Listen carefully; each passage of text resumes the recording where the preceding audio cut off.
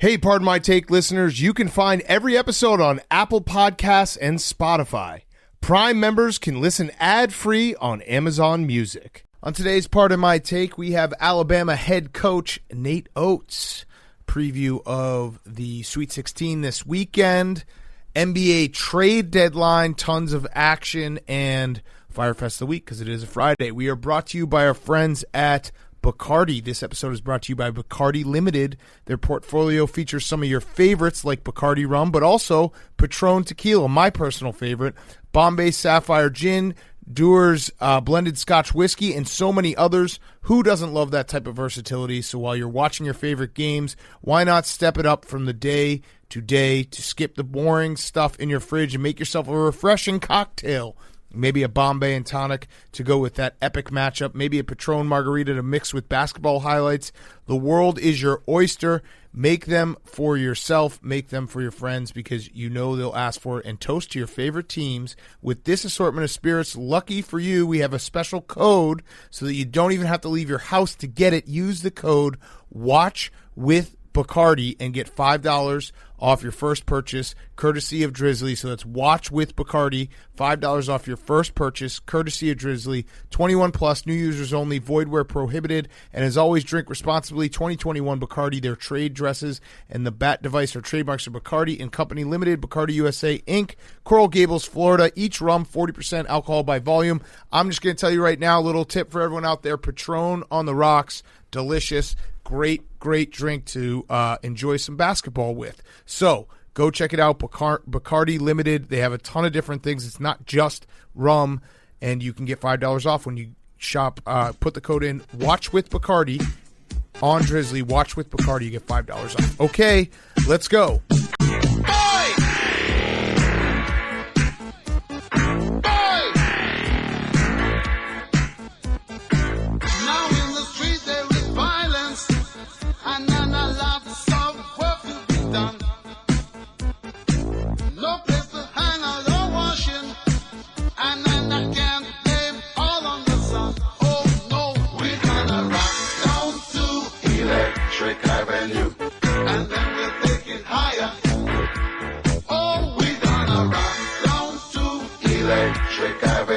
It's Pardon My Take, presented by Barstool Sports. Welcome to Pardon My Take, presented by Bacardi Limited. Go check them out right now and use code WATCH with Bacardi. Get $5 off your purchase, courtesy of Drizzly. Today is Friday, March 26th. And the NBA trade line has happened. Ready for this, PFT? Ready for this Big J sentence that I'm going to use? Ready? This league. No, not this league. This league. Or as Adam Schefter said, he said NBA trade deadline is fire emoji. And that was the end of emojis forever. But I was going to say, an unbelievable trade deadline, but the biggest trade that happened didn't happen. Kyle Lowry's still a Raptor. Mm-hmm. That's whenever there's not the big blockbuster. They're like, you know what the biggest trade was?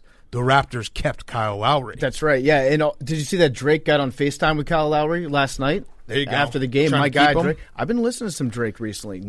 I'm starting to come around on this guy. I think he might be the future of rap. So keep your eye on this young little buck. You realize that take was just terrible? What? That Drake sucks? It might have been one of my worst takes. Yeah, not my stronger one. I'm coming around on him. I'm reserving the right to still think that Drake is corny. That's fine. But his songs are awesome. I think he might. Yes, he might have some talent. In him. His songs go, as the kids say. He's growing as an artist. What do you say, Hank? More hits than the Beatles. More hits than the Beatles. Bigger than Jesus. Yeah. But there were some big moves. Obviously, your Bulls got better, right? The Bulls got a lot better. The Bulls basically took the entire Garpax regime and threw it in the trash can today, which was awesome. Vucevic coming to Chicago for Wendell Carter Jr. and 2 protected first-round picks. There's nothing worse than the fans out there that just want to hold on to all the picks forever instead, like assets. If it was a trade for just a random guy, I'd understand it. But like Vooch he's an all-star, 2-time all-star. He's perfect for Zach LaVine. The Bulls are finally saying, hey, instead of let's just be middling all the time and end up with the 7th or 8th pick that means nothing, maybe we put someone around Zach LaVine that can actually bring the best out of him and go for the playoffs. And I'm all in. I'm sick of missing the playoffs and getting the 7th pick and getting a guy that we have to wait on and hope is good. And the NBA, if you don't have the 1st or 2nd, maybe you could throw in the 3rd pick. You're kind of in a crapshoot. Yeah, it's Buddy Boeheim no matter what, in the words of Kevin Costner in Draft Day. So the NBA is a little bit different from the NFL because, like, in the NFL, like we talked about, you make the playoffs, you get that extra week, you get to read the articles, all that stuff. In the NBA, unless you're like one of the top 2 or 3 teams in your conference, it's like, well, we might as well not have made the playoffs. Well, but all right, so here's the counterpoint to that and what the Bulls are doing, and I actually am fully in support of it. If you want to eventually be a team that can win in the playoffs, you have to make the playoffs. You have to have a culture of, hey, we're trying to compete. And then maybe some guys, some veterans, some free agents can see that franchise as a destination like, ooh, I maybe want to go there. There's 2 all-stars there. You know what Instead you need? of saying like, oh, let's just keep losing and hope that we get the number 1 pick, luckily somehow. Like eventually you have to put your foot in the sand and say, we're going one way or the other. And I'm happy they're actually – because Zach LaVine is too good for them to tank. You know what you have to do? You have to build a foundation. You have to have a solid foundation, then be like, they're a couple nice pieces away from contending. And then you get the pieces after that. I'm excited. I'm a little bit bummed out about our Magic. Our Orlando Magic. They're fully tanking, which they're doing the opposite. They're big sellers right now. That was a wild week that we had like 6 months ago where the Orlando Magic remember why was we punching way above because nobody liked them. Yeah, and they played like 2 nice games, I think. Yeah, they traded Aaron Gordon to the Nuggets, who are I love what the Nuggets are doing. The Nuggets are basically saying, hey, we're going to try to win a title. They traded Vooch to the Bulls, and then the Celtics got Evan Fournier, who he did the classic Google my name, and everyone Googled it, and it's a terrible disease on your dick and scrotum. Really? Yeah, his Wait, last Fournier? name. Yeah. Gangrene. Yeah, if you Google it. Is it only on your dick and scrotum? I think so. Look, Google it. Google his last name. It would be a great name for LaMelo Balls. Yeah, it's something else. It's quite something. Fournier. I feel like this is another year, though, where it's the Celtics did the non-trades. Everyone was expecting trades. Oh! Yeah, it's bad. Nothing happened. It's very bad. He did it. He tweeted it. Yeah, it's very bad. Where's on a blue waffle? You traded Daniel. I'm going to keep calling him Theus. Is that okay? Theis. Tice. But why? If his name's Tice, then spell it like a real football guy, like Mike Tice. Okay? German for German trade, though. Yeah, he's good. Mo Wagner, Ivan Wagner, whatever. See, he was a Bull for like a minute. Spelled with a W. I haven't seen him play since like the college days. That's going to be Theis tough for is you, good. Hank. Yeah. Yeah, Well, that's a his real- brother's on trade. Michigan, Yeah. so you can maybe watch him and be like, ooh. Yeah, the Wagner twins. Yeah. Vons Vog. Yeah, I am very, very excited about what the Bulls did. Obviously, they're not like a title contender, but they will hopefully make the playoffs now, and they're going to play fun basketball because I watch every Bulls game. A lot of nights I'm like, why am I doing this? But if you watch him, you know that Zach LaVine, when he plays with the young guys, it's like not getting the most out of him. And now he has some veterans around him, some guys that can play, and it will be very fun to watch. It's also going to be fun to watch the Nuggets because they got JaVale McGee, too. JaVale McGee, how many times has he been traded? How many teams has he played on? He has played on, I think like half the find it, teams Jake. in the NBA. But I'm going to say 5. I think it's more than that. Well, you're at 15. I'm taking the over. You're at the 15. over. I'm at 5. Yeah. What yeah. other? Oladipo to Miami is a great trade. Yeah, the Rockets somehow. The James Harden trade now is going to look even worse because they have nothing from that. George Hill to the Sixers. What are you going to say? This All is the Georges actually got JaVale traded. All the McGee's Garys second got time traded. on the Nuggets. Okay, so how many 7. different teams? 7 teams. 7 teams. Yep. Um, 8th stop. All the Garys got traded. JJ Redick to the Gary Mavericks. Yeah. Gary Harris got traded to Gary Trent Jr. got traded to the Raptors, and it was pointed out online. I saw someone say that Gary Trent Jr., so Gary Trent Sr. also played in the NBA. Gary Trent Sr. named his sons Gary Trent Jr., Garyson, Grayson, and Graydon. Oh, that would suck to be Graydon. Yeah. Graydon was that one was very much just like trying to make that last one happen. Yeah, he basically just did a word scramble with Gary. Yeah, if you're going to go for that, do the George Foreman. Be like, Yeah. this is George, this is and also George. Or this is do George. the who did? Oh, Gary Payton had two sons with different mothers, and one was Gary Payton Jr., one was Gary Payton III.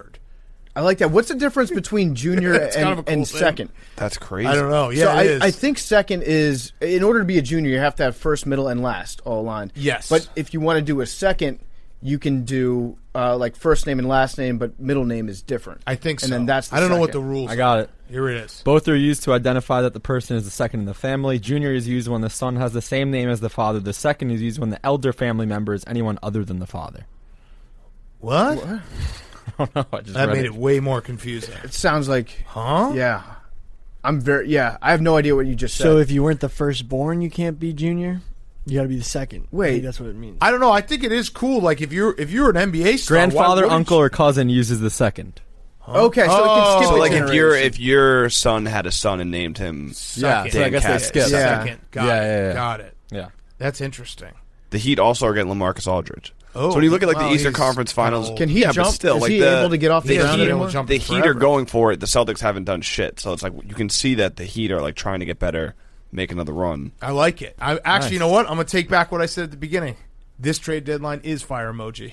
Oh shit! Yeah, it's back. Shefty was right. Did he say fire emoji or did he tweet the fire He emoji? tweeted the Fyre emoji. Woj also. Now we are Sham's podcast, but he got worked by Woj. Yeah. Woj did the classic like, oh, people think that I've lost my fastball. Well, here's 101 on the black. Do you think that Woj wakes up in the morning on trade deadline? He's got all these drafted, ready to go because he knows exactly what's going to happen. We can't say his name. Like a Ravel Super Bowl day. Exactly. Yeah, I don't know. That would be I mean, It was a lot of like different trades and different moves, and I do like that there's some teams. I just like whenever there's teams that are really like, hey, let's try to win, and then the full tank Rockets, and Rockets might be the worst team ever, and the Magic. You also, Hank, so what are your thoughts overall? Because you got Luke Cornett, who is Robert Horry 2.0, according to Jim Boylan. That's cool. Like I said, you look at the Eastern Conference Finals last year, the Heat have made improvements. They're going forward. The Celtics aren't really doing shit, and their team is not as good as they were last year going into the trade deadline. Didn't get Aaron Gordon. We kept Marcus Smart, which I was happy about. Some Celtics fans were trying to telling me that we need to get rid of Marcus Smart. I disagree, so I'm happy we kept him, but overall I'm disappointed. And there's no way we're winning. There's no way we're beating the Nets. We're probably not going to beat the Heat again. That's what sucks about the NBA is where there's really only a few teams that like are going to make the finals. How long do you think it's going to take for Danny Ainge to leak a report saying how close they were to getting their targeted free agents? Yeah, it's the joke everyone's making. People are saying Danny Ainge is going to be in the hot seat. I don't know. It has been a long time where if I was Brad there was Stevens, a time leave. where Danny Ainge was like the guy, Trader Danny, has all these picks. Those picks didn't really amount to shit, and now, what are we doing? He actually was genius in that you just hoard picks and everyone can be like, well, we're going to do something eventually. Well, that's what the Thunder doing. But that's where it's like they hoard picks. Every trade deadline they're in it. They're like, oh, they can get this guy because they have so many picks, but they never do anything. I also saw that Bol Bol was trending for a while today. I guess that's the new thing, is to be like the Nuggets are adding pieces around Bol Bol. I do want to see him get more minutes because there's nothing sweeter than seeing Bol Bol run the floor and do a behind-the-back dribble. He's smooth. He looks like a magician. Shout out Kedrick Perkins, who called the Chicago Bulls acquisition "Boosa bitch," which I kind of like that. Yeah. So I might just go with that and start. He was struggling with it.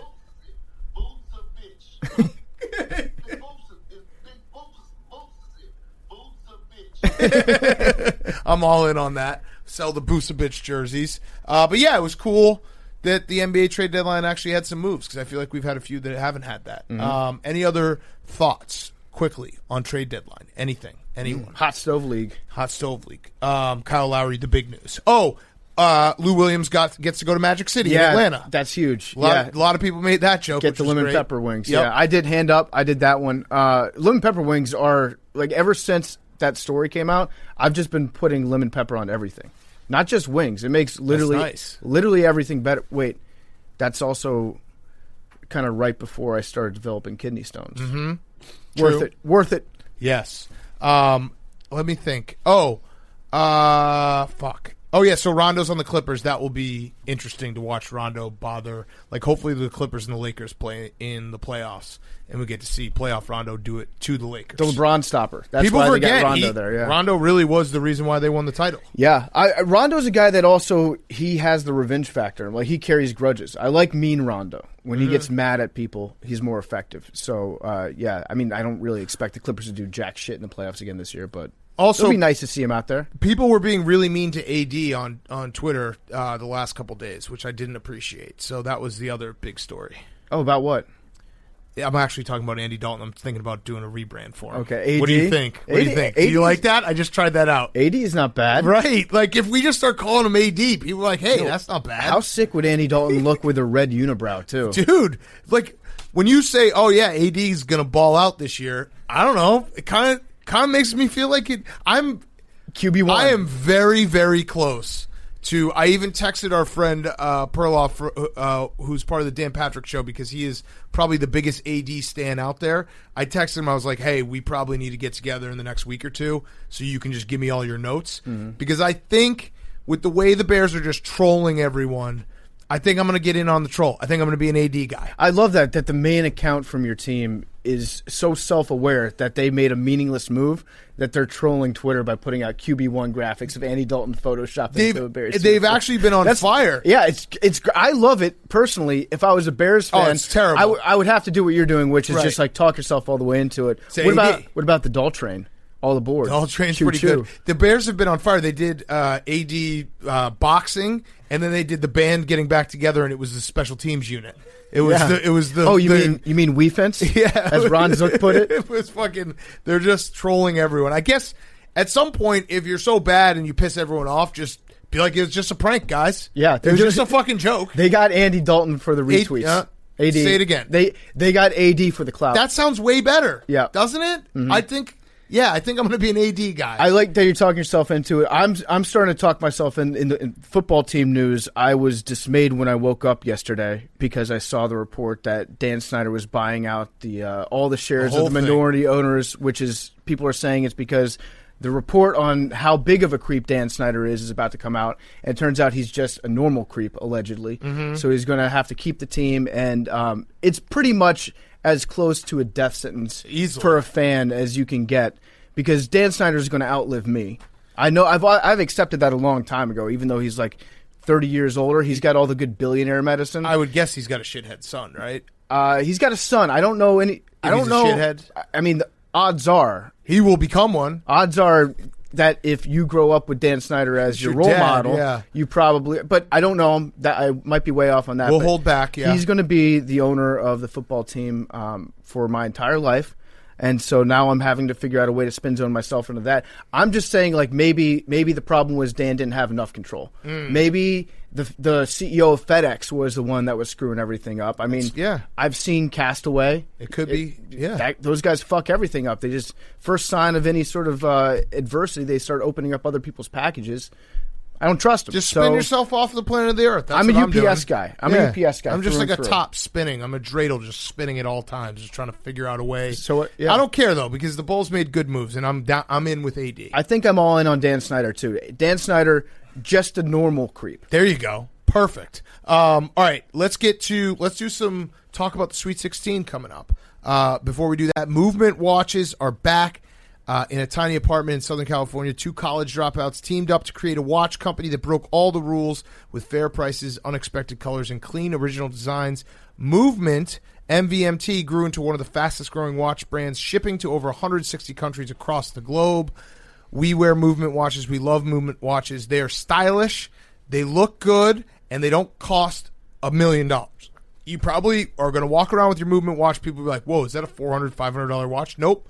It's a Movement. You can get it for $100. It is a great watch. Stylish, goes with anything. Suits, casual wear, whatever you're looking for.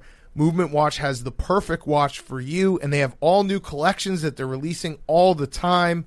So they also have blue light glasses that you should check out as well. If you're like us and you're sitting in front of your computer for the entire day, the new Everscroll blue light filtering glasses are a game changer. It really helps with eye strain and poor sleeping patterns.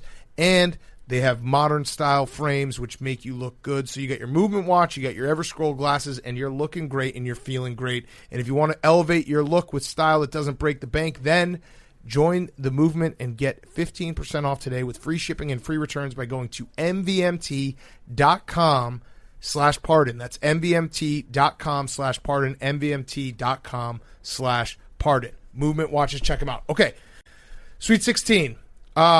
The reseeding was a disaster. Jake, did you reseeded afterwards? Yeah, it was clean. Do you want to give it to us? Give it to us so that we have something to go off I think of. where we went wrong when we tried to reseed, in my head, I was reseeding teams based on how I personally felt they were playing. Mm-hmm. What Jake did was you just did it like the committee because the committee got it right. Okay. The reseed. And the Bama twice was a great touch. Yeah, it happens. Yeah. You see, Jay Billis did the same thing, too. I know. He was probably It was a listening to little our different. show. I know. Yeah. Fucking All right. Jay Billis doesn't fucking follow anyone on Twitter. He's such a hardo, dude. The 116 Seriously. matchup is Gonzaga, Oral Roberts. 8-9, Creighton, Villanova. Okay, keep going. 5-12. Do you want me to go in order or say the matchup? No, just say the list. Okay. Gonzaga, Baylor, Michigan, Alabama, Houston, Arkansas, FSU, Creighton, Villanova, USC, Oregon, Loyola, Syracuse, UCLA, Oregon State, Oral Roberts. Wow. I think Loyola is too high there. Yeah, they should be. Loyola they should- fans yeah, were you not happy with me change when that. I did a factual thing. Well, They're yeah. like, no respect.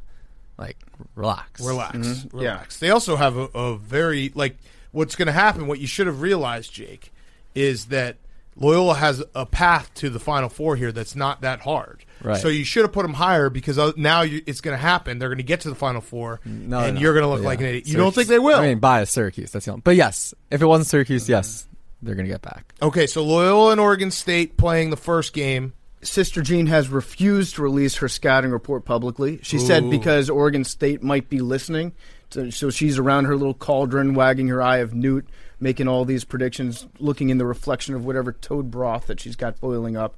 I love Loyola in this. The problem is Oregon State, they are a team that has been so hot, and I made the decision to start betting on them back in the Pac-12 conference tournament, and it has paid off wonderfully. So I'm pot committed. Okay. It's You gotta stick you gotta with your keep take, taking the points and just, I want Loyola to win, but if there's 7 points in a game that's going to be very low scoring, give it to me. Baylor's going to truck Villanova. Put it on a board. Put it on a quote board. And I love Villanova. Villanova fans, we've been through the ringer many years. But yeah, Baylor, I've seen that Baylor team. They're going to truck you. Somebody asked us who was paying us to not talk about Baylor. And I wish somebody was paying. I'm doing A lot of it bad stuff in that out of program. the love of my heart. That's what You I should heard. actually pay us to not talk about Baylor if you're a Baylor fan. Yes. Jailer. Oral Roberts, Arkansas. Arkansas is going to kill him. Must bust. Must bust all the way. Must bust. Big We just time. won on the record. We talk about it with Nate Oates, but we are must bust guys. That Kevin Bacon story didn't change your opinion What at was all? the Kevin Bacon story? Oral Billy, Roberts, oh. Footloose? Yeah, well, the head coach was in a barber shop, and he heard Kevin Bacon was getting a facial in the back. So Whoa. then, Okay, that's serious. like, facial. What do Anyway, you mean? Explain a Then facial. then Kevin Bacon came out the back, and the head coach was like, "Hey, you like your facial?" And Kevin Bacon was like, "Yeah, you look like you need a couple," like saying like his face looked like shit. So then the head coach goes, I got it. Thank you. Head coach goes, "Well, I'm not wearing any panties, so What? Yeah, I don't really And then they understand. almost got in a fight. yeah." When was He this? should have kicked Kevin Bacon's ass. When was this? That was the word for it. I actually I take points off the Oral Roberts coach. If Kevin Bacon talks shit to you, Yeah. Wait, we so- had him in the studio. Kevin Bacon is about my size. Like Wait, a mad hold on, lib. hold on. You gotta so swing on that. So 2 dudes almost got in a fight at a facial factory? 20 plus years ago. barber shop. Oh, okay. 20 plus years ago. Wait, this wasn't like yesterday? Yeah, this has nothing to Oh do my with this god. then. Okay. Arkansas on. by a million. Not even with the points? No, fuck Oral Roberts. Arkansas, though. I'm taking the points just for that I'm Kevin also. Bacon story. I think we've reached the end of Oral Roberts jokes. That like I'm ready for them to be gone. Yeah. I'm Two is ready the for- perfect amount. Yeah, it's over. I think Syracuse is going to win on Saturday night, Jake. Buddy Me Boeheim, too. I mean, number one pick. Houston should not Rutgers blew that game. Yeah, Rutgers should have beat them. I'm all over Houston, or I'm all They were over Syracuse sloppy. too, because like the zone. That's right. all you need to know. And like, if the number one draft zone- pick keeps shooting well, they're gonna win. Yeah. So you had Buddy Boeheim on your podcast. Yes. and you told him that I had him number 1 on my big board. Yes. He seemed to think that, like, in the back of his head, he's like, oh, nice. I'm finally getting the respect I deserve. No, he said it was a joke. in the Okay, clip. good. All He's right, like, I know it's a joke. I didn't but watch it's funny. the whole clip. It was too long. It was like 55 seconds. What did I just He say? gave me the It was retweet. That's too all long. that matters. It The was retweet. The that retweet's was all that matters. 35 seconds too long. What's the other Boeheim's name? Jimmy. Jimmy. He plays at Cornell. Yeah, so I heard a rumor on the street that Jimmy was thinking about doing a grad transfer to Syracuse next year. That'd be great. To play for his pops. The Boeheim twins? Buddy comes back, yeah. I don't know if they're twins. I don't think. No, we've been Puddle over trouble, this. yeah. It's better when they're twins. Oh, okay. Guys like twins. They're all twins. Right. All right, Sunday. All right, let me see if I can do this right, because everyone gets really mad. Gonzaga. Jimmy's a senior. so. Gonzaga? Gonzaga. Gonzaga. How do you pronounce it? It's a long A. Zaga. Gonzaga. The Gonzagas. That sounds like a pandemic. What was the Gonzaga. Gonzaga. Gonzaga. They're, Like Gonzaga Zanzibar. fans are very mad. The Zaga, yeah. You guys are going to win. You guys Zaga are going to win it all. Nation. You don't think so? I think they're getting upset. Against Creighton? Yep. With the No P chance. word? It's No so chance. chalky that it's. Do you remember the P word? Yeah. You can't That happened win like- a title. I mean, they've won 2 games. It's the opposite of a team of destiny AOC. at that point. Oh, AOC, the return of AOC. That would be, yeah. You are the biggest AOC fan I know. AOC biggest. upsetting Washington again. Yep. There it is. Florida State, Michigan. I don't know who's going to win this game. Hank, how many people get mad at you for any AOC tweet that you put out? A lot. It's shocking. People get mad at you guys when I tweet out AFC. They got mad at me because Oh, yes. I had the same day. I had AOC to you, and then I also David Duke, parentheses, Providence, because he hit a game-winning Yeah. shot. Oh, I learned that the hard way. In the just beginning of the season, Saturday, PFT told me. Yeah, I think that Jake was like, David Duke is amazing. Yeah, can't say that. Can't say it at all. I do love the people that snitch tag to me and Big Cat like, Hank made a political reference. Yeah, lock him up. All right, so Florida State, Michigan. I don't know this game. This game's going to be good, and I don't know who's going to win. It's a terrible. My heart says Michigan. My heart says Florida State. Unfortunately, I just feel like Florida State's always good for one big win in the tournament and then to lose the next game. Big Ten needs it. And everyone says Leonard Hamilton, like, can you believe it? He's one of the best coaches that hasn't been to a Final Four. And also, how old is he now? 72? He's in his mid-70s, I Jesus, he think. looks like he's 40. Yeah, it's incredible. My friend did a Rothsteinism, ages like fine wine. That's good. That's a great one. Yeah. Did he make that up? I'm going to give you as No. much silence as possible after that, just to make it as awkward as possible. Say it You again. have to No, like it. here we No, go. Say it again. Say it again. We'll react. He's 72. Say it again. Leonard Hamilton, ages like fine wine.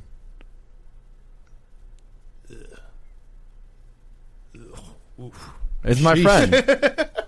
It's a big sheesh. You could just say that you came up with it, Jake. I don't even think it's I a gotta give Rossi. credit. I think that's a It's common not- thing it's a that very common thing. anything that's old. It's like Leonard Hamilton, timeless wonder. Yeah. All right, whatever. All right, UCLA, Bama. We have Nate Oates on. We have had Mick Cronin on. Like Rossi would have been ages like a shitty movie from the 90s Yeah. that still is good. Ages like Ages like Face Off. What do you mean shitty movie? Shitty movie with Face Off. Right. Yeah, well, wait, It's an that incredible doesn't make movie. sense. well, that stood up to the test of time. It Yeah, has. you should do One a actor full- plays the other guy. Jake, to do a full Rothstein, you got to tell your friend to do a full Rothstein. It can't be a common saying. It has to be a saying that makes no sense really and has no real comedic Yeah, like value. Dana Altman of Oregon and the Rubik's Cube. Right, and then Ages like Twinkies. Right, and then eventually, That's right, good. That's a ages good like one. Twinkies, and then eventually, if you just hammer people with it enough, they're like, "Ha, that's funny." That's a Rothsteinism. That's how you do it. Ages like a painting. Yeah, ages like a rock. That would be ages like the Earth. Over 3 billion. How many years? 60,000. 60,000 years. 60,000 years old. That's it. That's it. Yeah. No. Yeah. Yeah, Earth's so young. Drake would hit it. 4.543 billion. Yeah. Yeah. What did you come up with 60,000? That's just a fact. Read your Bible. Yeah. Billy's got the. 65 million years ago, the dinosaurs died. There it is. Thank you, Billy. It'd be sick though if the Earth was like mad young still. Yeah. And we're just all it's acne. Yeah, we're just dealing with it. Yeah. We're just getting through some growing pains. UCLA, Bama.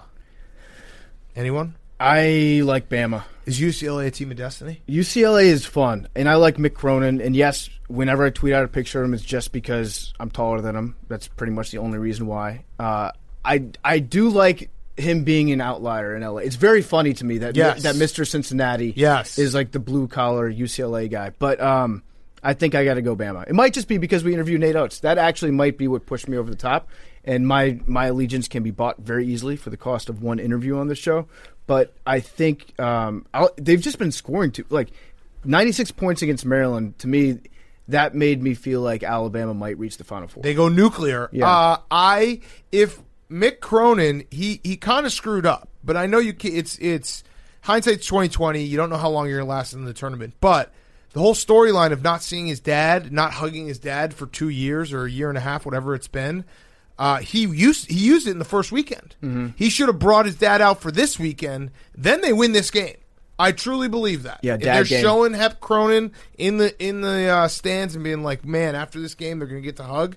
They somehow find a way. A dad game is a game changer. It is. And then Oregon, USC, which will be great. We really should have Bill Walton calling this. I hope he does like a live stream or something and just cuck CBS. That would be awesome. But I'm excited for this game.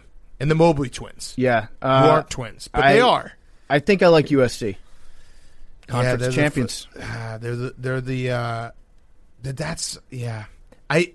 is how stupid gamblers are and people in the world and how we watch games.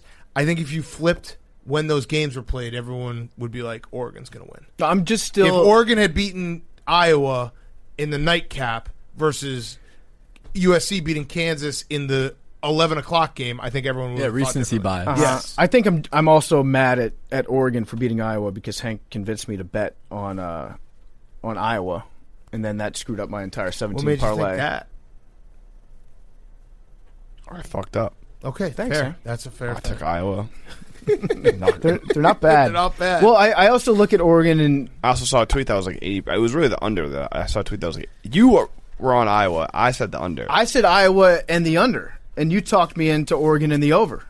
Wait, no. Then you talked you into the. No, sorry. You talked me into Iowa and the under. Got it. Yeah, I had the opposite of what happened 2 ways, but I think that Oregon. So this was their first game. Mm-hmm. Now I'm like, okay, now they're in the tournament. They're not as they had the freshness advantage over Iowa last weekend. All I said to PFT, and this is fair in hindsight, was like if you bet on Oregon and they come out and throw an absolute stinker, how dumb are you going to feel? I didn't say bet Iowa, but I was. That's we were totally on the way. different. We were on the way to the airport, and you were like, should I bet Iowa or Oregon? I was like, well, if you bet Oregon and they come out, they haven't played a game yet on uncharted territory, and they suck, you're going to look like an idiot. Yeah, that's totally different. From and I did tell you me to take the not under. Yeah. Well, it's okay. It happens. Hey, gotta lose some. You gotta give some back, right? Yep. All right, let's do our interview. We have Nate Oats, coach of Alabama, who will be coaching in a game on Sunday against UCLA. Ready to go. Before we do that, Simply Safe. If you have 30 free minutes, you never have to worry about a break-in at home ever again. That is how quick and easy it is to set up a security system from Simply Safe. It's the kind of thing that is so easy to do. You can do it during a Netflix binge, watching the game, or listening to a certain podcast. Go right now, simplysafe.com/PMT. It is super easy to customize for your home. Just go to simplysafe.com/PMT. You can easily choose the exact sensors you need or get help from one of their experts. It'll get you to your house in about 1 week, which means by this time next week, you and your family can go to bed knowing your home is being guarded by Simply Safe. It's easy to assume everyone in your house already feels safe, but they might not, and it's worthwhile to talk about it, and Simply Safe is a small, easy step to make sure everyone feels safe at home. Go to simplysafe.com/PMT today to customize your system and get a free security camera. You also get a 60-day risk-free trial, so there's nothing to lose. That's simplysafe.com/PMT, simplysafe.com/PMT. Go right now, simplysafe.com/PMT. Okay, here he is, Alabama head coach Nate Oats. Okay, we now welcome on a very special guest. It is head coach of Alabama basketball. They're in the Sweet 16 on Sunday against UCLA. It is Coach Nate Oats. And we just said before we started we were going to throw in a disclaimer so that you know that we are tried and true Must Bus guys and Tom Crean guys. So we've known Tom Crean, Coach Crean, for actually like many years now. Like 4 years, I think. We visited him at Georgia a couple times, and we're also Must Bus guys. So maybe, if you're not watching, Coach Oats is now ripping up a piece of paper that said bashing Tom Crean and Coach Musselman, and he's throwing that in the trash. So we're good. We're good. We're good. Listen, I'm from Wisconsin originally, so I used to actually work Coach Crean's camps at Marquette back when I was like a D3 assistant. So I've known Tom forever. And Tom's actually been good to me since I've been in the league. He's a Michigan State guy. I was in Detroit for 11 years. So I know Tom. Me and Tom are good. Musselman, I coached against him when he was at Nevada and I was at Buffalo. We came into the league together at the same time. He's done a great job. I mean, I respect that guy to him. He beat me when he was at Nevada. They beat us at their place pretty good this year. So we're all good. All right, good. So you actually just brought it up. I was going to ask this later on in the interview, but from Wisconsin, got your graduate degree from the University of Wisconsin where I went, and then coached high school in Detroit area. So how much can I attribute Alabama's run to the Big Ten? 90%, 95%? Like, I'm counting this as a win for the Big Ten. Is that okay? Yeah, I'm Wisconsin native. We're a Big Ten country. Like, I mean, whatever you want. I mean, you're the boss. Whatever you want, just attribute it how you want. Okay. Look, we play a lot. We play a lot different than Wisconsin, though. I mean, we're not. I don't know if you like Wisconsin style of play, or but we're definitely not playing like the Badgers. But I'm a Badger fan. Now, I'm obviously an Alabama football fan being down here, but while I was a basketball coach, before I got to Alabama, I was always pulling for Badger football. Well, okay. I know at Buffalo you were incorporating things into your practices that were very, very Big Ten-like. I don't know if you still do them, but you do things you would add like extra points. You had your own scoring system, right, for like hustle plays, which I assume, I don't know, like diving for a loose ball, taking a charge, keeping a block shot in bounds, those sorts of plays. Are you still doing that down in the SEC at Alabama? Yeah, no, we still do. We call it our blue-collar points, and we give out a hard hat at the end. And so maybe the helmet's football-ish, it's more like a construction hard hat. But yeah, we try to value the dirty, grimy, like football. So I was in Detroit 11 years. I used to go to Michigan State's practice, so some more Big Ten stuff a lot. Izzo would always have like the shoulder pads and the helmets in there ready to like throw the pads on for a rebounding drill or whatever. So we haven't broke out any shoulder pads or helmets or any of that stuff, but we still do the whole scoring system. You've done a little research, I think. Yeah. PFT. So I was going to bring up, like, I must have been all right on the JV show. I was on the bench mob show. Is that I go back to my high school days, like my freshman year in high school. I played well enough on JV, and then they moved me up to varsity. Yeah, is that what happened here? We went back and we watched the film. I assigned you some blue collar points for some of your answers in that interview. So I was like, I think we're ready to move him up and see if he can take a charge in the big leagues here. Yes, absolutely. I went from JV to the varsity. Now I'm on the varsity with the Barstool Sports now, or what? Yes, you are. So all right. So you to just go back to your. What you said a minute ago. No, I do not like Wisconsin's style of play. I much prefer what you've done at Alabama. It's fun. It's exciting. The thing I don't understand, I can't wrap my head around, and obviously this is why you are a great coach and have had so much success. How the heck do you get your team to play so fast and also play great defense? Those have never gone together in basketball. It's never, you know what I mean? Like, you think of the fastest teams, the run and gun, even like the 7 seconds or less Suns, like the idea of pushing the pace but also playing great, efficient defense. How have you done that? That's like a Big J journalist question right there. Yeah. Well, because it baffles me. I'm curious. Did you come up with that on your own, or did Jake feed you that one? No, I came up with my own. I'll tell you why, Coach. I'll tell you exactly how I came up with my own, because I did. You guys, your offense is so much fun to watch and shoot so many threes that I would start to take overs for Alabama games, but then they would not hit because you guys were playing too good a defense. And I was like, what the fuck is going on here? And then I was like, oh, crap, they're ruining it on the defensive end, because a team that plays with that pace should always go over. It's true. We like to get up and down, but when the defense is really good and it takes the other team a long time to figure out how to score, then to slow stuff up a little bit. So, look, I mean, it's a good question. We've always played open, free. It kind of goes back to my high school coaching days in Detroit. We had athletes all over and did a bunch of skill development, opened the floor up. So it's always been my philosophy. But I think when you give them as much freedom as we give them on offense, you can demand a lot more out of them on defense. So there's a little give and take. Like, we're going to let you play on the offensive end, but in return, we're going to demand a lot out of you on the defensive end. And I don't think pace of play correlates to defensive efficiency at all, which you can tell. I mean, we're top 3 in the country in defensive efficiency. We've been number 1 for a few weeks and kind of fluctuate. But, on our offense is one of the fastest, if not the fastest in Power 5. So I think we can still push the pace on offense and then demand a lot out of them on defense and get stops. So, yeah, I mean, we're proving you can do it right now. We did it at Buffalo, too. My last year at Buffalo, I think we were 21st in the country offensive efficiency. Maybe we were top 5 in the country in scoring, and then we were 31st in the country in defensive efficiency, which is not easy to do at a mid-major because it's all, based on somewhat on your opponents and stuff, too. So. Yeah. How are things going for you inside the bubble? Because you're a high-energy guy. I expect a lot of the coaches that are still remaining, for the most part, there's some young guys. There's some, guys that'll bounce off the wall, don't like being cooped up in a room for too long. Are you having to, schedule activities to counter your boredom, make sure you don't sit around, gnawing your paws off like a high-energy dog that you leave alone in the house? Or, how have you adapted to living in this bubble environment? So that's a good question. We the first day was bad because it literally made us just sit in this room that I'm sitting in the whole day. We got the COVID tests. We got in Sunday night after we won the SEC tournament. And then all day long, they finally let us out at 9 at night after we got 2 negative COVID tests. Since then, so they've got this victory field, a baseball field. So I go for a run. I got to get outside. I don't know about you guys. I can't stay inside all day. I've been out the victory field a few times. Last night we went to the zoo. I've been trying to work out a little bit. Look, your guy Moss was actually really smart. I think he puts out a social media video every 3 hours or something. So everybody knows what he's got going on.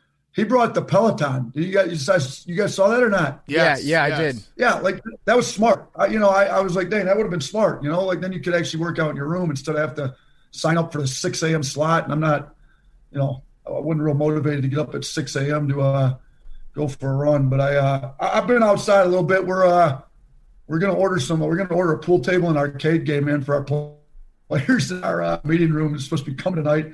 So I like to shoot a little pool. We what else we got going on? Oh, we're going to Top Golf tonight. They're kind of letting us out of our little. Oh, nice. Yeah, I'm terrible. My golf game stinks, but who knows? Maybe I hit one out there a little bit. Play. Yeah, I like the idea of going to the zoo. I'm a big fan of zoos.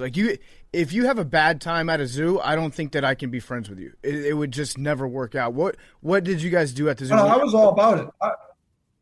I was in there. What do you do at a zoo? Stare at the animals. Yeah. Where do you guys live? What is there a zoo where you guys live? We got the Bronx Zoo.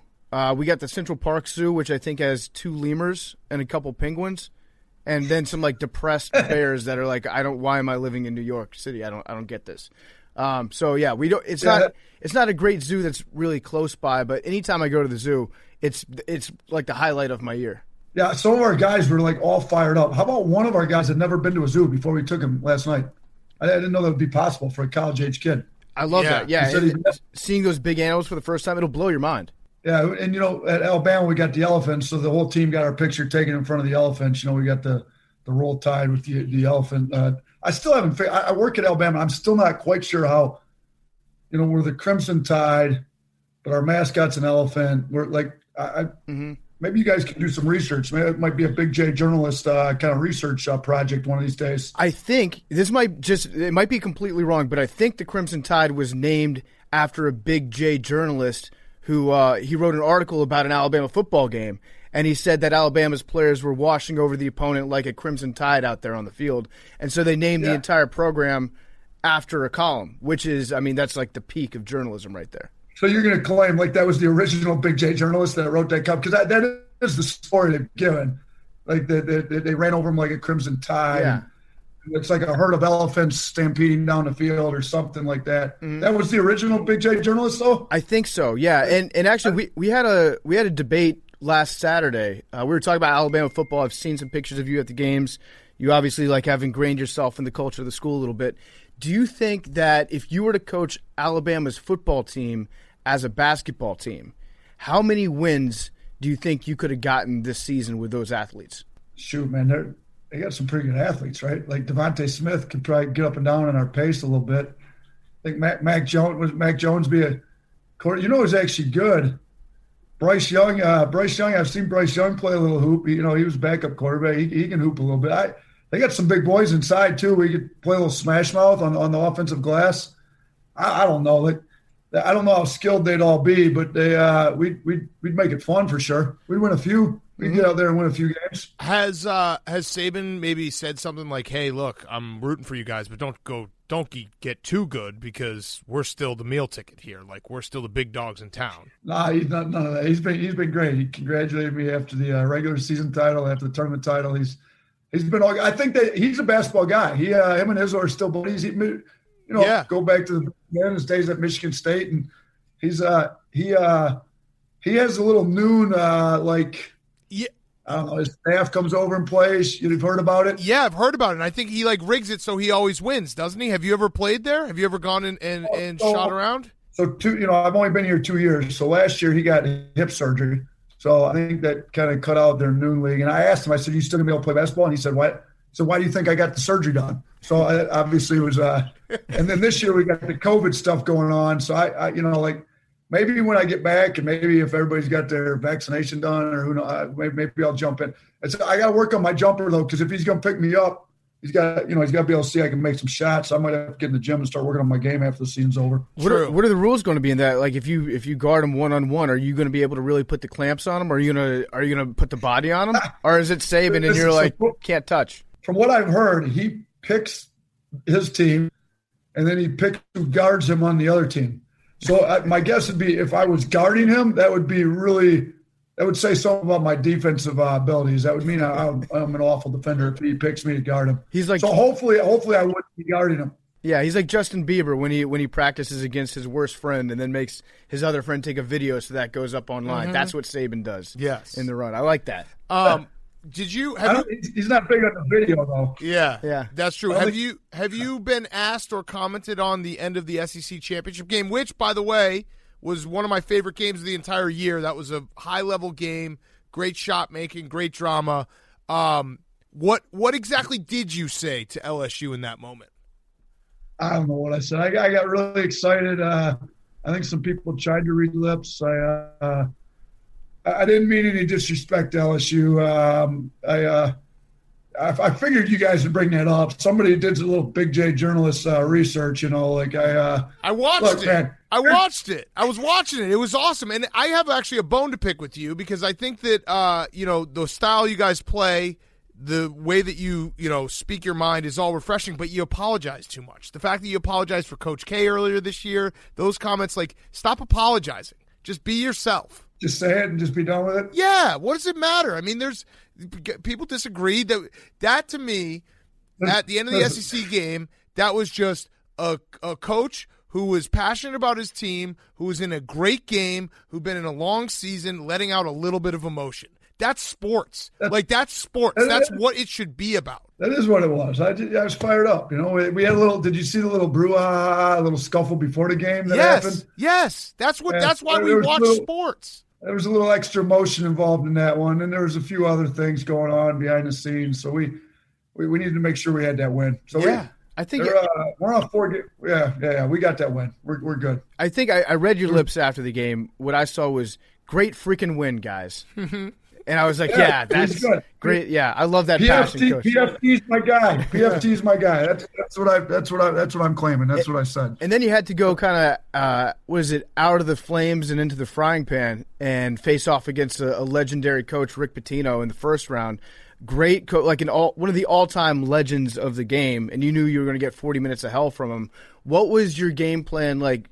Did you have to make any adjustments leading into that game, knowing Coach Pitino's style of play? You know what? I didn't know what he was going to do exactly. I mean, he's obviously a Hall of Fame coach. He's won multiple national championships. Agreed. Yeah, I mean, I had to go against him. I didn't sign up for that. Getting a 2 seed. We win the. We were the only Power 5 team to win the regular season and the tournament championship in a Power 5 league. And then they lined me up with Rick Pitino, Hall of Fame coach, in the first round. So I didn't know exactly what he'd do. You try to guess. We didn't change a whole lot of what we do. I did think, he did a great job. They were up on us in the second half. Then our athleticism finally took over in our depth, and we kind of broke the thing open in the second half. I did I'm cool with his son, Richard. I'd never met Rick before. And at this deal, everything's different. Like when we get to the arena, they got to sanitize everything. And so we couldn't even get to the locker room. So both us and Iona are shooting on one court. They got one in, we got the other. They got a curtain between. But I saw Rick over there. I went over and talked to him for like 15 minutes kind of before we could get to our locker rooms. He was great. His son, Richard, gave me his number. I've known Richard for a while. We and him have been cool. So I called him after we played and just kind of tried to pick his brain for a little bit. He was great. So it was good. And I saw from that comment that he told you that the first game's always the toughest, which I thought was very interesting because you have the Iona game. You guys are down in the second half, like you mentioned, and then the next game against Maryland, you know everything clicked, and you guys could have beaten the Nets on Monday night or Sunday night, whenever the game was. That's how hot you guys were from three. But it was interesting because I never really thought about that. You think that like the first game's always the easiest, but I could see how like jitters and not feeling the flow of the tournament could definitely get in teams' ways when they're playing in the first round. Yeah, he brought up one of his Kentucky teams, I guess, had the biggest, and you guys, knowing you guys a little bit, you'd probably know this one. They had the biggest point spread in the history of the NCAA tournament. He said they were 36-point favorites against San Jose State, and it was a 1-point game at the half. So, and then he did tell me they ended up covering the spread in the second half, which is crazy. So that second half must have been nuts. But so no, he told me that. I told our players that too. I was like, listen, like it's gonna. We're too good of an offensive team. It's gonna flow, and sure enough, it did. So I mean, maybe I'll just keep telling them like we're gonna have a great offensive game, and then you just speak it into existence or something.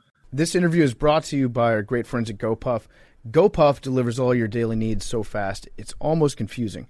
From food and drinks to cleaning supplies, home needs, we're down 24/7 to show up with a bag of the stuff that you want. How do they do it over at GoPuff? Well, GoPuff actually stores 2,500 plus products in a local facility, so when you order, your stuff comes directly from GoPuff to you. Hence, you order in seconds, it's delivered in minutes. And because they're delivering straight to you, they don't have surge pricing. Delivery is always $195 no matter what. So during the March tourney, GoPuff is giving everyone a chance to save even more money just by buying what they like on GoPuff. You can check out their Bracket Royale. They created a bracket of their own. They seeded products according to popularity on the GoPuff mobile app. Whichever product sells more that day is deemed the winner. It's announced on their social and website at the end of the day. Then the winning product is put on promo the following day and progresses to the next round until the people's champion is crowned. So make sure to get into the game today by going to gopuff.com/go or by downloading the GoPuff mobile app today. And here's a great deal. Pardon My Take is the code. Use promo code Pardon My Take, like a podcast. Pardon My Take for $25 off your first order. It's a great deal. You can get everything that you need for your couch. If you're on your couch, you don't want to get up, you want something delivered to you, use GoPuff. It's faster. Use promo code Pardon My Take. Get $25 off your first order. And now, here's more Nate Oats. How much do you hate mid-range jumpers? Like, will you pull a guy out of a game if he takes one? No, but I mean, if he takes too many of them, I mean, I don't even say I hate them. It's just all about the efficiency. Like, I mean, if you're shooting 60% on them, like, go ahead and take them. That's 1.2. Like, we're going to win most of our games doing that. But the problem is most of the guys are shooting like in the 30% and 40%, and that's an awful shot at those percentages. So it's more of a reprogramming them from the time they get in, from their high school, junior college, whatever, where they took way more of them to, and we let them take them. We just devalue them. We only give you 1 point for them in practice. Yeah. Like kind of like the scoring system we talked about. So if you take them and you're just losing because you're taking these, and we got 3-pointers and 4-pointers and you're taking 1-pointers. And so we kind of devalue it that way. And then we take but we don't tell them they can't shoot them. We just devalue. And then, after a few months of stats, we start to show the guys like, you're shooting 35%. Well, that's 0.7 points per possession. We're not winning any games if that's what we get coming down. So maybe you want to quit shooting them. You think that's your shot and you're making 1 out of 3, but that's a terrible percentage. So it's more of getting them to believe it the same way I get them rather than just saying, maybe it's the new school parenting, back in the old school, you just do it because I'm your dad. Now it's, you got to explain everything. I got 3 kids, you got why. So, right. So, all right, we got to explain it all. You got to convince them to get to your side. You know? I like that. So explain it. So for people who don't know, the practice court was what you're referring to. It has 2 pointers right at the rim. 1 pointers is every single mid range, and then 3 pointers and 4 pointers. Is that right? Yeah, we put a 4-point line down. It's probably about 3 feet behind the NBA line. It's and we don't really encourage a ton of 4-point shooting but we put it down more for spacing. But we do like guys to have that range because then they can really spread the floor out. But yeah, so we want at the rims. We want in the order. We want free throws, at the rim 2s, and then kick out 3s. So you get free throws by driving the ball, getting fouled. You know, the at the rim 2s, everything from an at the rim 2 all the way out to a 3, we just give 1.4. Mm-hmm. So even like a lane shot, even if it's not technically a mid range, but we call them non at the rims. So yeah, that's what we're trying to get. That's your math background coming into play because you were a math teacher, right? So that's where you learned all these fancy statistics, like 3 is worth more than 2. Wow, which is worth more than 1. That gives you a big leg up, figure that out, right? Yeah, I could have passed your math class. Definitely. Yeah, you definitely could. We would have helped you through it. I mean, depending on how well you shot it. I mean, you know, like we got you through. Yeah. I also saw that you were essentially like a corner store in your high school. You were selling Flaming Cheetos, Capri Suns. Who did all your research for you guys? Somebody Jeeves, did a lot of research for you guys. Jeeves on the internet. Actually, Wikipedia. Wikipedia is a big resource for this podcast. But I saw that you like outsold the corner store, the local corner store, so much so that the other teachers were mad because their students were late to come to class because they were all lining up to give you money because you were raising money for the basketball team on that. How many bags of Flaming Hot Cheetos would you go through in a week? Oh, shoot. Listen, I bought a minivan and took all the seats out of it so that I could fill it up at Sam's every Sunday. Every Sunday I go to Sam's, and I swear I had usually 3 boxes of 50. So it's at 150 a day. So multiply by 5. What's that give you? About 750 bags of hot Cheetos a week. That's about what we were going through. That's some volume. So there you go. So what did you do when the other teachers were like, "Hey, this math teacher is making every student tardy," and they're all showing up to class with bright orange dust? All our Scantrons are inoperable because they've got bright orange dust all over them. It wasn't that bad. The warning bell. At the warning bell, you got to shut it down. So you got to hurry up. You got 4 minutes to get in, get your stuff, get out. Or, you know, you sell before school, lunchtime, whatever. We had a whole system. You'd had to have been in there. You guys would have enjoyed it. You'd have definitely been down in my classroom frequently during the days. But yeah, when I got to Romulus, I think I remember there was like $78 in the fundraising account. When I left, they had like over 20 grand, and we had the shooting machines. They call them guns. Yep. Mm-hmm. They had like about $6 grand each. We had like 6 of those. So we just. Yeah, we raised a little bit of money. That wasn't the only way we raised. We raised money a lot of different ways. But yeah, that was 8 years ago. We won the state championship in Michigan in 2013. So it hasn't been that long that I was still filling up the van with Sam's Club stuff. That's crazy. So when you went to Buffalo, obviously you coached with Bobby Hurley. How crazy are the Hurley brothers? Listen, I love Danny. I just talked to Danny because they obviously played Maryland before we did. He gave me his 2 cents. I got to know Danny probably better than I did Bobby, and then Bobby got the job, and then obviously working for Bobby for 2 years, we got pretty close. And they're different, but they're kind of the same. They both got a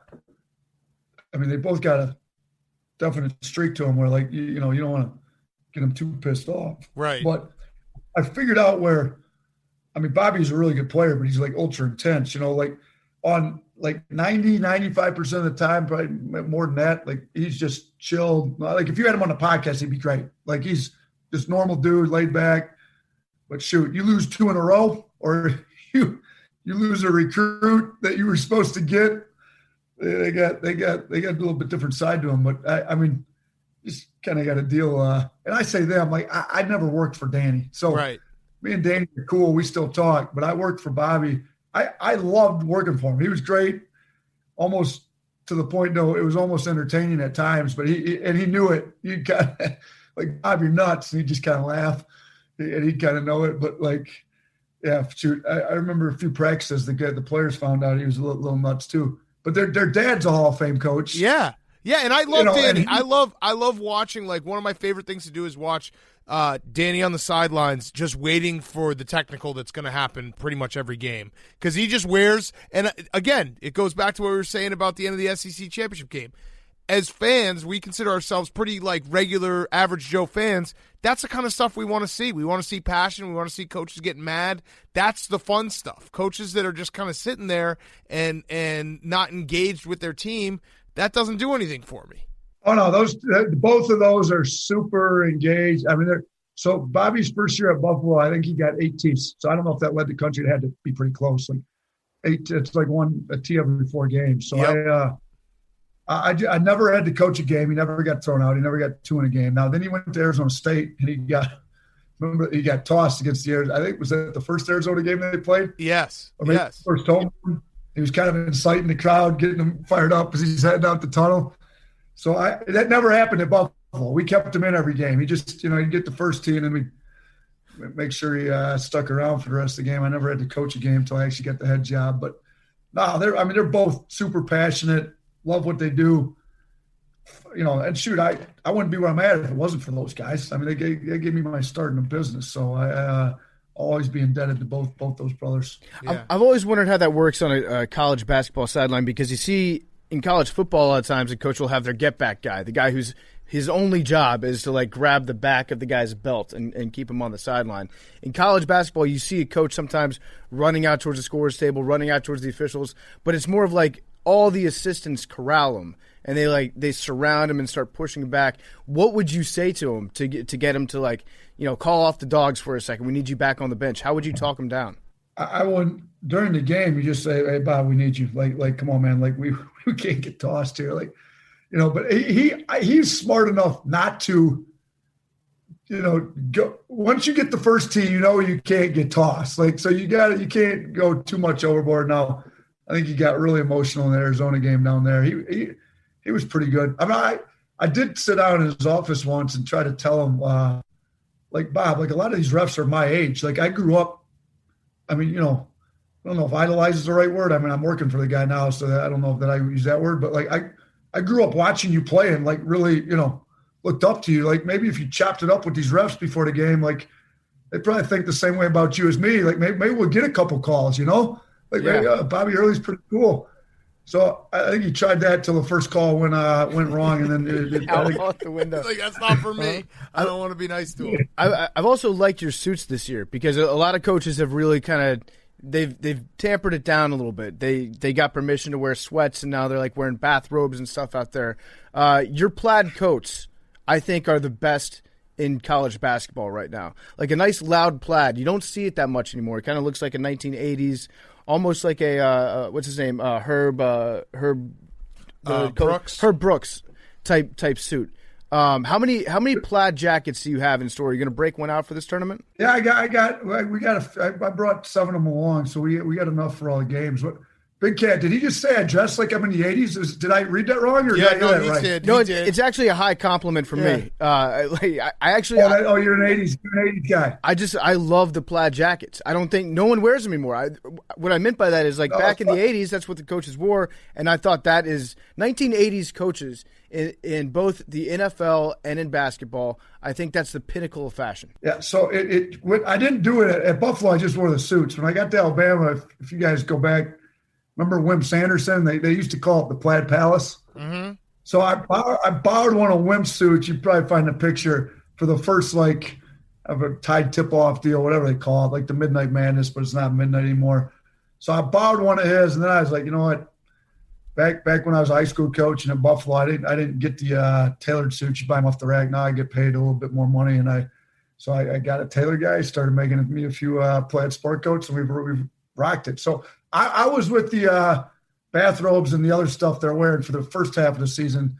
It's ironic you call it bathrobes. Some of them are a little oversized, right? It's like some of them need to get their polos fitted a little tighter, right? Yeah. Is there anyone in particular you're thinking of when you say that? Come on, I'm a coach. I mean, I'm not going to call out the other. I mean, you at least told me you're 2 guys in the SEC, so I wouldn't say anything stupid about them. And you've already referenced couple of my foot and mouth comments. So I'm not. You're not gonna. You're not gonna get me into another one here. Your Coach K thing was not foot and mouth, by the way. That we said the same thing, and everyone thought it was great. So that doesn't count. Yeah. That doesn't count. You're just new school. All right, I'm with one. Yeah, new school, old school. Look, I wanted the season to go. I liked my team. We needed to play a season. So yeah, right. Hold on. Let's not talk about shutting the season down. We need the season to go on. Yeah. That was part of the other reason I went to the sport coach too. I'm so ready for everything to get back to normal. I like we lost a game and it was like a great excuse. I'm like, that's it. I'm going back to sport coach. Let's get back to normal as soon as we can get back to normal. Yeah, it would make sense that a coach that's confident that they have a good team would want to continue to play as many games as possible, which is why you made that comment about what Coach K said about his team, which may or may not have fit in that same category as Alabama's team. Wink, wink. I get it. With Syracuse, then Jim Boeheim kind of had Coach K's back because I think they're best friends. And he gave you a compliment I don't think that he intended to give you. He was like, we've got this young guy out here running off at the mouth. He called you young. Well, I'm a little younger than he is. Yeah. I was actually – look, so Boeheim – so I know Boeheim enough. I mean, I was in Buffalo. He's in Syracuse. So we did a golf outing together. And again, I get what he was doing. Like, I get it. I mean, those guys are buddies. I think they coached in the Olympic team together, and he was maybe. And I talked to Kay about it too. So I'm Bobby worked for Kay, so we had that whole thing going on. But I did see the Boeheim comment. I'll say this about Boeheim. We played them my second to last year at Buffalo. We were up with 3 minutes to go in the game, and probably should have beat them. Ended up losing a tight one. He ended up rescheduling us the next year, which he didn't have to do, and we went in there and beat him. So I give him some credit. Everybody used to say he played the cupcake schedule. He scheduled us after we almost beat him. Then we did go in there and beat him. So I'm 1-1 against him now. So we're all right. He's in the Sweet 16. He's doing like Jim Boeheim things, right? Like yeah. Week into the tournament, everybody says he shouldn't be in. He somehow gets in, and next thing you know, he's in the Sweet 16. It's true. It's true. He does it all the time. Yeah. All right, my last question, and this has been great. What is the key to winning in March? I saw a quote. I want you to just repeat it, but tell me what the key to winning in March is. I mean, you want the dumb quote, or like you got to make more, no. points? No, I think you said get your butt to the free throw line and quit avoiding contact. I just like that. Oh, listen. Yeah, so I don't know if that was the question, but that was an answer to some question. Like we were not getting to the free throw line. I mean, you go back, your guy Moss, when we played at Arkansas, and you guys big on the shirt, like the ripping the shirt off after? Yes, love it. Love it. I don't think, what? I love it. I don't think you like it. I sense some disdain, but I love it. I didn't say that. I'm just wondering. Like I wanted your take on it. I could ask some questions too. This But anyways, when we lost to them at their place, it was like the biggest free throw discrepancy in the last 10 years of the SEC. It was like 43-8, I believe, at the free throw line. So everybody wanted to talk about how much we got screwed, 35 more free throws than us. And maybe we did. Who knows? But my thing to our team was, we're obviously not doing enough to get to the free throw line. We're not driving it hard enough. We're avoiding contact. That's soft. It's football guy, right? You shouldn't be avoiding contact. Drive the ball, get fouled, go to the free throw line, make it. So we've been trying to get to the free throw line a lot more. When you're hitting threes like we did last game, you might fall in love with the three a little better. Maybe don't get to the free throw line as much. But I do think, free throws at the rim twos, kick out threes. That's what we're trying to get. Well, if you don't get fouled, you can't shoot a free throw. Yeah. And if you avoid contact, you're not going to get fouled. So you got to get to the free throw line. It's a big thing that drives me nuts at the end of games when teams have a last possession. I'm always like, how do you dribble around and then take a fadeaway three when if you go to the rack, there's a good chance they're going to call a whistle if there's any contact there at the end of the game. So go make something happen. Yeah, I'm with you. You got to put some pressure on the defense and the referees both in those situations. So I forgot I made that question. I don't know what the question was, but I did say that, and that's my thought behind that. Yeah, I like it. That's how you win in March. Yeah, it was actually at Buffalo. You said quit avoiding contact, get your butt to the free throw line. Soft teams can't win in March. There you go. I didn't remember. That was a Buffalo quote. I had a few quotes at Buffalo that. Anyways. It's a good quote. It's a good quote. Well, this has been awesome. Good luck on Sunday. Again, we're not I'm rooting for. Well, no, you know what? You're behind Arkansas now because you count as a Big Ten team. You already said that counts. So there's enough Big Ten. We're going to be a bit.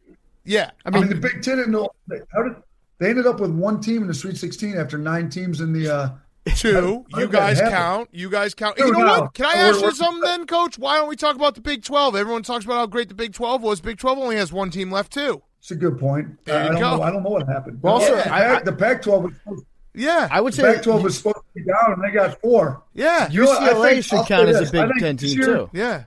Who's the other Big Ten team? What were you saying? UCLA should count as a Big Ten team. I mean, Mick Cronin, Cincinnati guy, he's from the state of Ohio. And that's Big Ten style. Yes, definitely. They're the Big Ten of Los Angeles. Yep. More so than USC.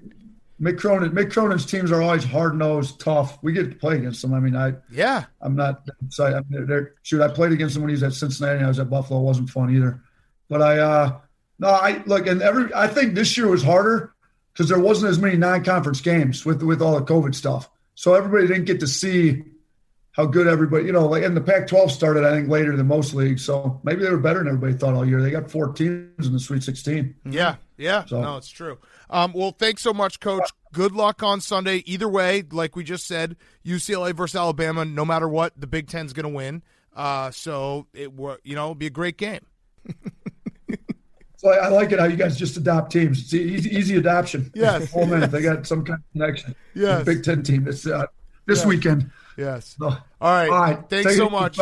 Thanks, Coach. All right. That interview is brought to you by our new friends over at Lightboxer. Lightboxer hacks your brain so that you can exercise harder and longer. It's an immersive workout. They delivered one to the office. It is sick. It fuses high-intensity boxing with music and gaming. The result is a more effective workout that you look forward to again and again. It's awesome. What it is, it's like a stand that you set up, and it's got these targets that you punch. It tells you which ones to punch, like a boxing workout, almost like a Dance Revolution for your fists. It's got intelligent tech. It syncs lights, music, and tempo to challenge, quantify, and motivate you. You have 6 targets, 200-plus LED lights, and 4 sensors that detect and track your every move. You get real-time stats. You can track your progress with your performance dashboard. Spar elite boxing trainers with a range of session length, intensity, and music genres. Lightboxer acts as a virtual extension of the trainer with choreographed punch tracks synced to the trainer's callouts and the songs you love. Content never gets old. You got new classes dropping daily. If you want to change it up, you can challenge yourself or friends to a quick play song of your choice with Lightboxer's always growing library of the latest charting music. Release the champ as you climb leaderboards and score new PRs. So if you've ever put on a pair of gloves or not, Lightboxer is the best workout you can get at home. Go to lightboxer.com/take. Lightboxer.com/take. That's LITEBOXER.com/take and get $100 off of your purchase. All right, let's wrap it up. Fyre Fest of the week. Hank, your Fyre Fest, please. This one's pretty serious. It's been a tough day, I guess, trying to deal with it, my emotions, everything that's going on. But Chrissy Teigen deleted her Twitter. Yeah. RIP to a real one. Fuck. It's too bad. Damn. Celebs. Basically, the reason I joined Twitter. Yeah, same. It's given me life so many times. Tweet after tweet. I printed some out. I've got some hung up in my apartment. Mm-hmm. You're T-Ganiac. And I just don't know what I'm going to do without her. Yeah, no, that's hard. What was the breaking point for? I don't know. I think she had a bunch of old tweets that seemed like she was a pedophile. Yeah, people thought that like she 500,000 was eating babies. Yeah, that seemed like well, as soon as the internet decides that you're like part of a Hollywood baby eating cult, it's probably a good time to be like, all right, you know what? I got enough money. I don't have to be on Twitter. Yeah, she used to live tweet. Well, I think it was she used to live tweet toddlers and tiaras. And then those out of context didn't look great. There's been a record number of people accused of eating babies this year. Yeah. It's a big year. It also makes... Besides the Jonathan Swift modest proposal year, this has got to be like... We've set world records for accusing people of just snacking on infants. I also just... all the people who spend their entire time online trying to uncover big like pedophile rings and baby eating cults, I feel like they're eating babies. It's a strange accusation to make. Yeah, like if you're like, hey, you're a baby eater, it's like, you're a baby eater, dude. I've never thought about eating a baby. Jumping straight into baby eating. Yes. It's like let's start with just smelling babies. Right. Your baby smeller. Methinks the lady doth protest too much when you accuse others of eating babies online. I also have a It would be hilarious if she really. Yeah. It would be hilarious if Chrissy Teigen had any sense of the moment. She would have been like, I'm leaving Twitter for good to focus on my life's work, eating babies. She makes a cake, and it's just, those extremely realistic cakes. Just a baby slices into Like, it. this has just been it's been sidetracking what I'm really passionate about, and that is harvesting young children's blood. Sticking a straw into a baby like a Capri Sun. Oh, Jesus. I also have a gas leak in my apartment, so. Oh. From Yikes. your ass? That's good. That's tough, Hank. Like, That seriously, sucks. I don't know. I called it in this morning. I waited all morning and didn't show up. You for my called it apartment. in? Well, I called my building. Karen Was move. like, It's a big Can time. you guys check out if my apartment's going to blow up? They didn't show up before I left. I think they're hopefully going to have gone. By the time I get home, we'll see. So maybe I'll blow up tonight. Who knows? If I do, I just That'd want be to be fucking on record. hilarious if God Hank forbid. blew up tonight God after forbid. saying that. Yeah. Well, That'd be Hank, fine. make sure to put the podcast out before you get home. Please. Is it up yet? No. Okay. Okay. Is that it? Yep. My Fyre Fest. I would imagine. Hold on, one last thing on Hank blowing up. Imagine like it's like Hank blows up and there's just a big rubble, and then they find him because Normie's dick is sticking out of the rubble, and then they get them both, and they both survive. That'd be sweet. That'd be awesome. Yeah. Yeah, I would. My Fyre Fest of the week is I learned more about my elevator fiasco, and it's a lot worse than I initially thought. So they're going to be replacing. I think I said they were going to be replacing it for the next couple days. Yeah, it takes a while. Apparently, it could take months to replace my elevator, which is complete bullshit. Now I'm anti-elevator entirely. I'd like to see more apartment complexes that have.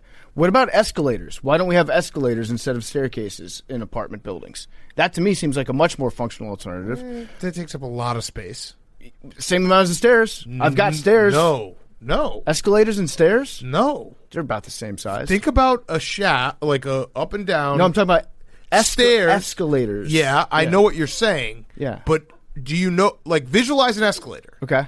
And now visualize this, it's a staircase that winds around and goes up. That takes up far less space than an escalator that has to go straight up. No, like in movie theaters, you go up and then you get on the next one and it goes up and then you're. That takes up way more space than a single shaft, stairs. No, I'm saying. Are we having the same conversation? No, I'm a single shaft of stairs. I don't know if your stairs. Do you live in at the top of a castle where? No, but most a lady with long staircases hair is and it's spiral. What are you talking about? Most staircases have you go up 6 steps and Yep. you turn the corner, you go up 6 steps. That's what I want. Except I want the stairs to move. Yeah, I think that would take up way too much space. I don't know, but the bottom line is my escalating situation is going to be awful for the next couple months. Am I allowed to just tell my landlord that I'm not moving out? Just don't pay your rent. I'm not paying rent and I'm not moving out. I don't want to move out on stairs. Yeah, just don't pay your rent. All right, we're going on a rent strike, fellas. There we go. Until Hank's gas leak gets fixed. Or he blows up. And until... Technically, that would fix it. Yeah, well, my family has a bad history with elevators. That's true. My great-grandfather, Yes. RIP, had an elevator land on his head, died. Yeah, that's scary. It runs in my family. Yes, absolutely. All right, my Fyre Fest is sweatshirt weather's over and it's fucking snuck up on me. Was not ready for that.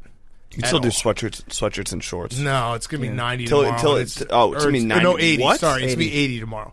80 tomorrow. In New and I York? have to wear a t-shirt, and I am not in t-shirt shape. That's crazy. Yeah, see, it came too fast. Yeah. I thought I would have all of April to maybe lose a few pounds. Turns out I don't. Also, the Suez Canal shit is funny. It's very funny. That's the ultimate Fyre Fest. Imagine being the captain of that ship right now. You've got to be this is an all-time fuck. I still don't know how they just don't push it. So It's in water. I have a couple ideas on how to fix it. One would be you just like cowboys, you wrangle up a bunch of whales that are in the ocean, and then you steer all the whales into the canal and just make all the whales run into the ship and get 20 whales hitting the ship at once to dislodge it. I feel like that's a foolproof plan. Eventually, they're just going to have to blow it up. Eventually, someone's just going to launch a missile at You it. have to take it apart piece by piece. Yeah, I mean, you think it's shutting down 10% of the world's seafaring trade right now. Yeah. They're going to drop a bomb on it if it's not fixed within a week. That's my prediction. I can't believe it's not out already. It's crazy. Billy, I'm It's sure. actually terrible. Yeah. Especially for vaccine distribution to Southeast Asia. Oh. Damn. Billy, Yeah. you were getting pretty woke on it earlier. I like if you wanted to fuck up oil prices and all sorts of stuff, you'd pull a little prank like that. A prank? Yeah, Just a prank? little thing. Yeah, I mean it's. I thought it was just gonna be fixed. I thought it was one of those funny things like, haha, boat got stuck. Everyone tweets the same Austin Powers gif, and then 24 hours later, like, boat's free. I just think good it's to go. I just think it's interesting that this hasn't happened like multiple times every single day. Right. Like a boat going sideways. Feels like our one flaw in designing this very important canal is that if a boat steers to the left, then vaccines don't reach India for 3 months. Yeah, just make it bigger. Can't we just make that shit bigger? Make it bigger, make it deeper. What if they pour Wider. what if they pour more water into it, and then that lifts the boat up, Refloat it. and it gets further up. Just leave a garden hose running. Yeah, just everybody in Egypt go to the Suez Canal and take a piss in it. Sit and wait and hope it can be towed. I'm reading an article about it now. It's called the type of cargo ship it is, the Suez Max. So it's the largest boat. Empire to State clear. Building is how big it is. Yeah. It's crazy. That's a huge pretty big boat. canal. Huge Yeah. boat. Billy? I've had a pretty good week. I have a little bit of a allergy cough, but besides that, Oh, doing is great. it allergies? Yeah, Nothing else? I got antibodies. That's true. Sounds like you're really Yo, prepared for your what Fyre up? Fest this week. Antibodies. Crew, what's up? Well, I was trying to think about it, but I was Your like, car smells. That's your Fyre yeah, Fest. my car does smell. Billy drove me in today in his car. I still can't really Stinks. smell out my nose. Okay, that's good. also. Yeah, But that's the deviated septum. buckled. Buckled septum. Did Yeah. you see Jose Canseco's shoulder? Yeah, that whole thing, it's just getting weird. It's almost like he took a dive. It's not like. It's just now I have to fight again. Oh, you want to fight Jose again? No, not him. I'm not gonna fight him. Who are you going to fight? Because he's got 2 reconstructed shoulders by Should the time. fight him again All and just give him, Bissonnette? make him say that, like, don't give him any money unless he wins. Fight him again. Don't even put it as the main event. Put it in the middle of the card. Yeah, just kick his ass. he's not fit to fight at all. Well, you That's beat what- him up so Yeah, bad. no, like even Yeah. before that. I mean, you fucked him up. And now I have these legal hands that aren't even that That's right. good. That Your are just Fyre going to Fest get me in is trouble. Billy's probably going to go to jail and sit in the electric chair because he gets Yeah. into a fight. Yeah. You think that your life is like, in your head, you're Nicolas Cage from Con Air. Oh, 100%. Where it's like you're gonna defend a woman's honor in a bar fight and then be wrongfully put in jail for like 10 years and then have to take over a plane and land it in Las Vegas. Yeah, because of a professional boxing match I did when I was 21. Yeah, against Jose Canseco, who took Yeah. a dive. Yeah. Jake, you want to end it with a Fyre Fest? Yeah, so obviously we came back from Chicago earlier this week. We got a bunch of gear. PFT was generous enough to make the This Is Marsh gear and the orange sweatshirts for Team Orange, and I tried stuffing them all in my luggage and my zipper broke. Oh, That's tough. dude. I got a bag if you need one. That's I got brutal. extra Yeah. That is So- brutal. So you're gonna have to travel again with a broken zipper. Yeah, or go get a new one tomorrow. We'll see. Anything good happened this week? Yeah. Like what? Syracuse made the Sweet 16. Anything Got to else? interview Buddy Boeheim. It was a lot of fun. Anything Yeah. else? How are you feeling just about just your health? Traveling Is your health cool? with COVID pandemic. Stop. Okay, all right, here we go. Numbers. 30. 8. 18. 8's due. 32. 8 is due. Certain fish eggs can travel through ducks' digestive systems, and that is how 84. fish get to different ponds that are isolated, like in a golf course. Love you guys.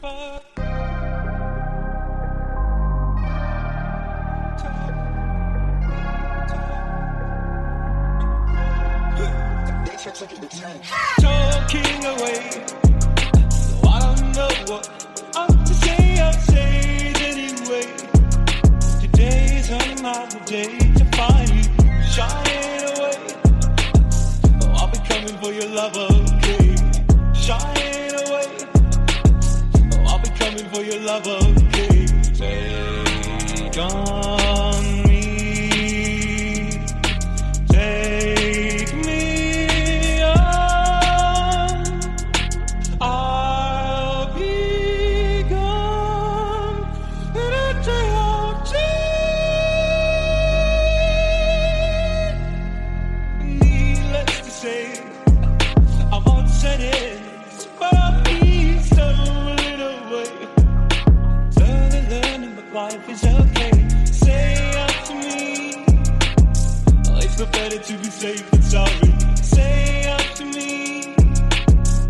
so better to be safe than sorry. Take on me. Take me on. I'll be gone in a day or two.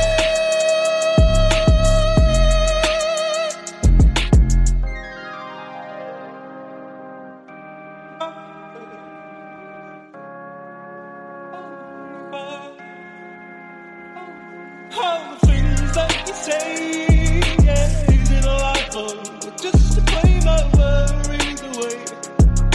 You're all the things I've got to remember. You shine away. Well, I'll be coming for you anyway. You shine away. Well, I'll be coming for you anyway.